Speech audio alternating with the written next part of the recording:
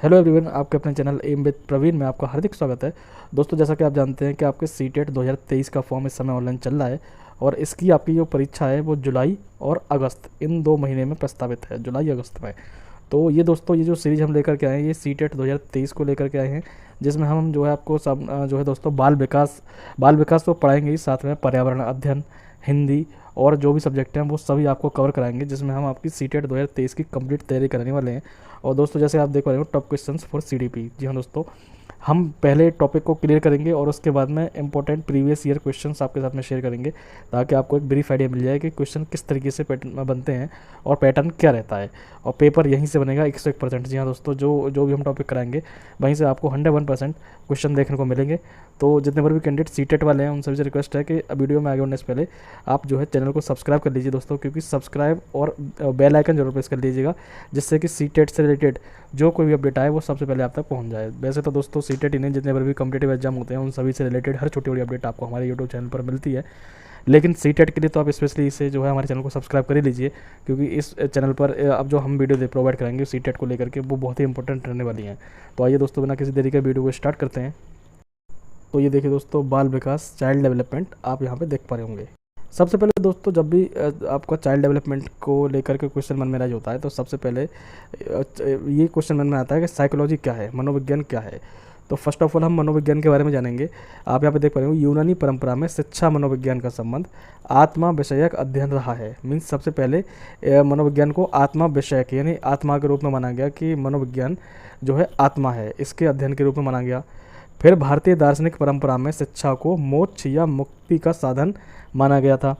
और लेकिन समकालीन मनोवैज्ञानिक जैसे कि पावलोव, वॉटसन, वुडवर्थ, इन्होंने मनोविज्ञान को व्यवहार का विज्ञान माना और वॉटसन ने इसे व्यवहार का धनात्मक विज्ञान कहा। ये दोस्तों आप थोड़ा सा याद रख लीजिएगा, कभी कभी पूछ लेता है कि पावलोव या वॉटसन या वुडवर्थ ने मनोविज्ञान को किस प्रकार का विज्ञान माना है। तो ये दोस्तों व्यवहार का विज्ञान माना है इन्होंने। वॉटसन ने इसे धनात्मक विज्ञान कहा है, ये भी ध्यान रखिएगा। और जो आगे आप देख पा रहे हो, हरलॉक के अनुसार हरलॉक ने बाल विकास को हरलॉक ने बताया कि बाल विकास जो है मनोविज्ञान की वह शाखा है जो व्यक्ति के गर्भाधान से लेकर जीवन पर्यंत विकास की विभिन्न अवस्थाओं एवं इसमें होने वाले परिवर्तनों का अध्ययन करता है। और हरलॉक के अनुसार बाल विकास मनोविज्ञान की वह शाखा है जो व्यक्ति के गर्भाधान यानी जब बच्चा गर्भ में होता है, गर्भाधान से लेकर जीवन पर्यंत विकास की विभिन्न अवस्थाओं एवं इसमें होने वाले परिवर्तनों का अध्ययन करता है। ये हरलॉक ने इस चीज़ को माना है। और डिटेल में दोस्तों आप यहाँ पे देख लीजिए, प्रारंभ में मनोविज्ञान दर्शन शास्त्र का अंग था। शुरुआत में दर्शन शास्त्र का अंग माना जाता था मनोविज्ञान को, किंतु आज इसे व्यवहार का विज्ञान माना जाता है। इसे बिहेवियर से लिंक किया जाता है कि ये व्यवहार का विज्ञान है। अब आप देख पाएंगे, वुडवर्थ के शब्दों में सर्वप्रथम मनोविज्ञान ने अपनी आत्मा का त्याग किया। शुरुआत में दोस्तों जैसा कि मैंने बताया था कि मनोविज्ञान को आत्मा का विज्ञान माना था, तो मनोविज्ञान ने सबसे पहले अपनी आत्मा का त्याग कर दिया, यानी आत्मा का जो विज्ञान मान रहे थे उसे जो है त्याग कर दिया। फिर इसने अपने मन का त्याग किया। ये मेंटलिटी मन से लेकर के है कि इन्होंने फिर मन का त्याग कर दिया। और फिर इसने चेतना का त्याग किया। अब यह व्यवहार का विज्ञान है, व्यवहार की विधि है। कुल मिला के ये जो है इस समय आज इसे व्यवहार का विज्ञान माना जाता है। जैसा कि आप इसे देख भी पा रहे होंगे यहाँ से दोस्तों, शुरुआत में जो है मनोविज्ञान को जो है आत्मा का विज्ञान बोला गया, उसके बाद में इसे मन का विज्ञान बोला गया, उसके बाद में चेतना का, लेकिन इस समय ये व्यवहार का विज्ञान माना जाता है। ये पूरी तरह से ये आप देख पा रहे होंगे डायग्राम, तो एक बार इसे ज़रूर रीड कर लीजिएगा, क्योंकि ये बहुत इंपॉर्टेंट है कि सबसे पहले इसने आत्मा का त्याग किया, आत्मा सबसे नीचे है। फिर इसने अपने मन का त्याग किया, आप मन देख पा रहे होंगे यहाँ पे दूसरे नंबर पर है। फिर इसने अपने चेतना का त्याग किया, चेतना तीसरे नंबर पर है। और अब यह व्यवहार की विधि है, ये आप देख पा रहे हो 4th नंबर पर टॉप पर बनी हुई है। दोस्तों आप आगे देख पा रहे होंगे, एडवर्ड एल थॉर्नडाइक। ये थॉर्नडाइक जो साइंटिस्ट हैं ये बहुत ही इंपॉर्टेंट है सीटेट वाले कैंडिडेट के लिए, क्योंकि सीटेट का जो एग्जामिनर है वो थॉर्नडाइक, बाइगोत्स्की, इनसे काफ़ी भर भर के क्वेश्चन पूछता है। तो आप देख पा रहे होंगे, थॉर्नडाइक को ये अमेरिका के साइंटिस्ट थे, ये ध्यान रखिएगा। प्रथम शैक्षिक मनोविज्ञान माना जाता है। ये भी पूछ सकता है कि प्रथम शैक्षिक मनोविज्ञान कौन है माने जाते हैं, तो एल थॉर्नडाइक। इन्होंने बताया है कि इन्होंने अपनी पुस्तक शिक्षा मनोविज्ञान में अभ्यास एवं त्रुटि के प्रसिद्ध सिद्धांत को दिया है। ये बहुत ही इंपॉर्टेंट है, अभ्यास एवं त्रुटि का सिद्धांत किसने दिया, तो एल थॉर्नडाइक। दोस्तों आप इस वीडियो को तो देख ही रहे हैं, साथ में मैं आपसे रिक्वेस्ट ये करूँगा कि जो इंपॉर्टेंट चीज़ मैं बताऊँ उन्हें एटलीस्ट आप अपनी कॉपी में नोट डाउन करते चलें, क्योंकि ये आपको एग्जाम में काफ़ी हेल्पफुल रहने वाला है। जैसे कि ये मैंने बताया, अभ्यास एवं त्रुटि का प्रसिद्ध सिद्धांत किसने दिया, तो एल थॉर्नडाइक। ये डायरेक्टली क्वेश्चन आपसे पेपर में पूछा जाता है। कुछ विचारक आधुनिक शिक्षा मनोविज्ञान का जनक विलियम जेम्स को मानते हैं। किसी ने ये भी बोला है कि विलियम जेम्स ने, इनकी पुस्तक प्रिंसिपल ऑफ साइकोलॉजी है। विलियम जेम्स की पुस्तक कौन सी है, प्रिंसिपल ऑफ साइकोलॉजी। वहीं मनोवैज्ञानिक फ्रैंक ने माना है कि अभिवृद्धि शरीर एवं व्यवहार के किसी पहलू में होने वाला परिवर्तन है जो गर्भाधान से लेकर प्रौढ़ता तक जारी रहता है। फ्रैंक ने बोला है कि गर्भाधान से प्रौढ़ता तक चलता है, जबकि हरलॉक ने क्या बोला था, गर्भाधान से लेकर के जीवन पर्यंत चलता है। हरलॉक ने यह भी बताया था कि विकास केवल अभिवृद्धि तक ही नहीं सीमित नहीं है, यह जीवन पर्यंत चलता है, जैसा कि मैंने ऊपर भी बताया था। अब आगे देखें तो यह व्यवस्थित परिवर्तन है जिसके परिणाम स्वरूप व्यक्ति में नवीन विशेषताएं प्रकट होती हैं। इस प्रकार विकास में सभी परिमाणात्मक एवं गुणात्मक परिवर्तन शामिल होते हैं। विकास में वृद्धि भी शामिल है। विकास में दोस्तों आपकी वृद्धि भी शामिल है, क्योंकि वृद्धि हाइट वेट ये सारी चीज़ें बढ़ती हैं, तो ये विकास का ही एक अभिन्न हिस्सा है। अधिगम दोस्तों होता क्या है, अधिगम यानी लर्निंग। अधिगम का अर्थ होता है सीखना। किसी चीज़ को जब हम सीखते हैं तो उसे हम अधिगम या लर्निंग बोलते हैं, और यह जीवन पर्यंत चलने वाली प्रक्रिया है। B.F. स्किनर, ये इनका पूरा नाम B.F. स्किनर है। उन्होंने बताया कि learning is the modification of behaviour through experiencing and training. अधिगम का जो व्यवहारवादी उपागम है वो रूसी विचारक इवान पेट्रोविक पावलोव है। यानी पावलोव ने जो है अधिगम का व्यवहारवादी उपागम दिया था। कुत्ता एवं उसकी लार पर प्रयोग इन्हीं के द्वारा किया गया है। ये भी दोस्तों क्वेश्चन इंपॉर्टेंट है, ये सीटेट में भी पूछा जाता है, कभी कभी यूपी टेट में पूछा जाता है कि जो पावलोव थे उन्होंने अपना जो प्रैक्टिकल किया था वो किस पर किया था, तो कुत्ता और उसकी लार पर प्रयोग करके इन्होंने प्रैक्टिकल को किया था। आगे देखें तो पुनर्बलन रीइंफोर्समेंट थ्योरी, ये क्या है, अमेरिकी CL हल का सिद्धांत है। इनका विचार थॉर्नडाइक की थ्योरी के समान है। इनके विचार need reduction theory of learning को भी कहा जाता है। अब दोस्तों मानव विकास की अवस्थाएं समझ लेते हैं, ये बहुत ही इंपॉर्टेंट हैं। मानव विकास की अवस्थाएं 6 अवस्थाएं बताई गई हैं, जिसमें पहला आता है गर्भावस्था। इसमें 280 दिनों तक की जो अवस्था होती है उसे गर्भावस्था बोलते हैं। शैशवावस्था, ये 0 से 5 वर्ष की आयु तक के बालकों में होती है। इस पीरियड में जितने बार भी बच्चे होते हैं उन्हें शैशवावस्था में बोला जाता है। बाल्यावस्था दोस्तों आपकी 6 से 12 वर्ष की आयु तक की होती है, और किशोरावस्था यानी टीन एज आपकी 13 से 18 वर्ष की आयु तक मानी गई है। प्रौढ़ावस्था की बात करें तो ये 19 से 60 वर्षों की आयु तक रहती है, और वृद्धावस्था तो दोस्तों 61 वर्ष से ऊपर यानी 61 साल से जितने भर भी ऊपर लोग होते हैं उन्हें वृद्धावस्था में रखा गया है। लेकिन रॉस के अनुसार बालक के विकास की अवस्थाएं जो है 4 बताई गई हैं, जिसमें पहली है शैशवावस्था, ये 1 से 5 साल के बीच मानी है उन्होंने।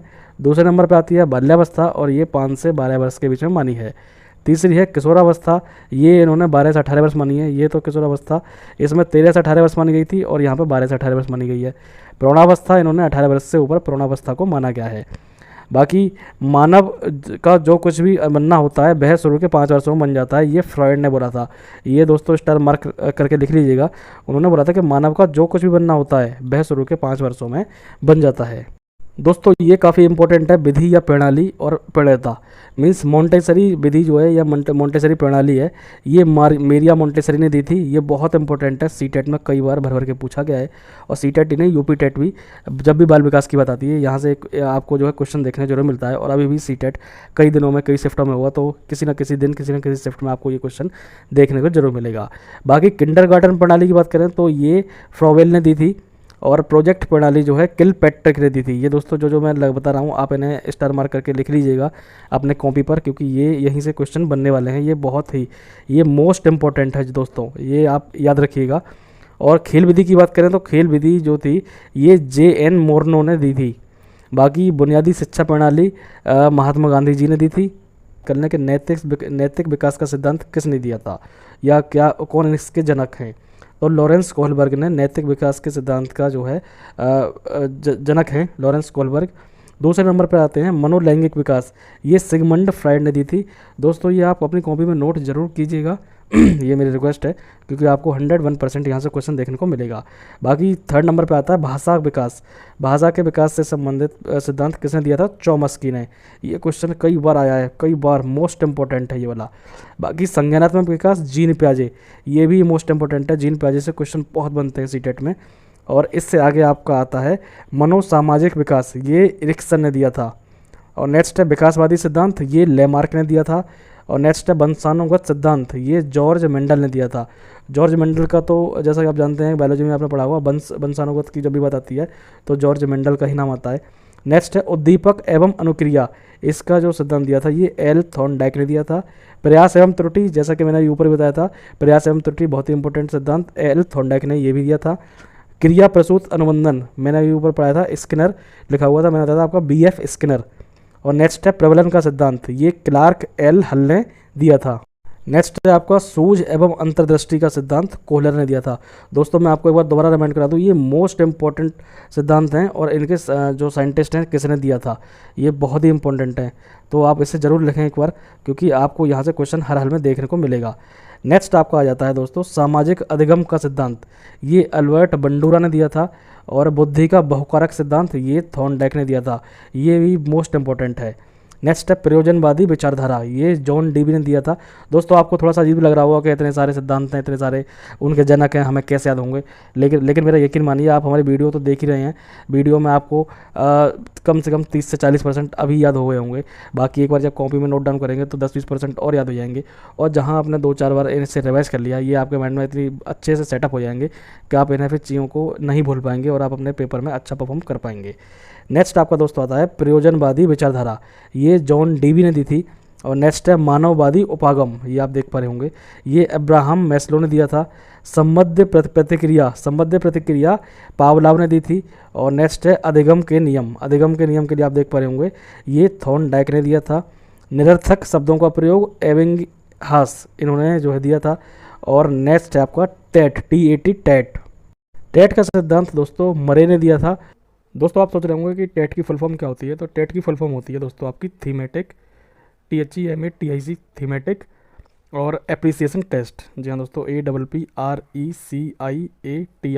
एप्रिसिएशन टेस्ट, ये इसे हम हिंदी में प्रासंगिक अंतर्बोध परीक्षण बोलते हैं।